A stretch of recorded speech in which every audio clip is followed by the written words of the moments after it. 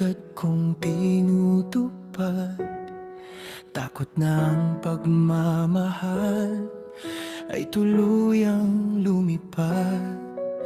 Kaya bawat nais mo'y buong pusong hinanap, habang sariling pangarap ay tahimik na nalagas. Lumipas ang panahon, nagbago ang takbo ng landas. Kabuhay ay naglaho rin kasabay ng mabigat na bukas. Sa unang pagkakataon, natuto ring umiwas at nagsabing hindi upang sarili may ligtas. Dahan-dahang naisip ang aral ng kahapon, may araw din ng lakas ay mauuwi sa pagod. Kapag ako naman ang mangailangan ng tugon, may aalalay kaya o'y iwan ding mag-isa roon. Hindi na susukat ang pag-ibig sa anumang ibinigay, hindi rin nabibili ang pusong tunay na inialay. Ang katapatan ay kusang loob na iniaalay, hindi kailanman bunga ng pabor na inutang o ibinayad.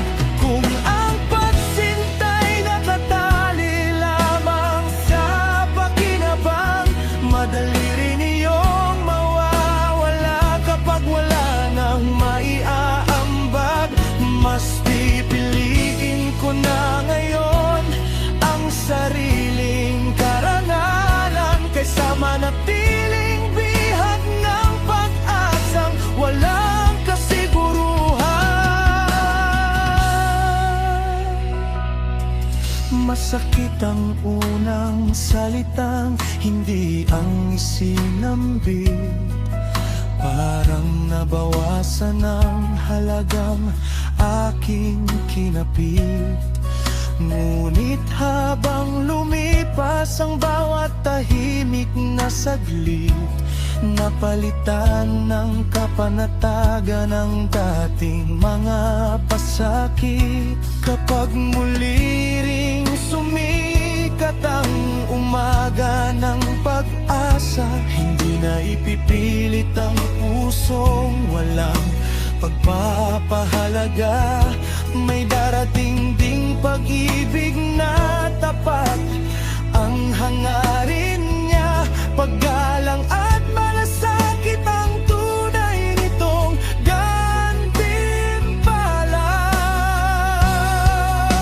Hindi na susukat ang pag-ibig sa laki ng naibigay, kundi sa pananatiling tapat kahit walang maialay.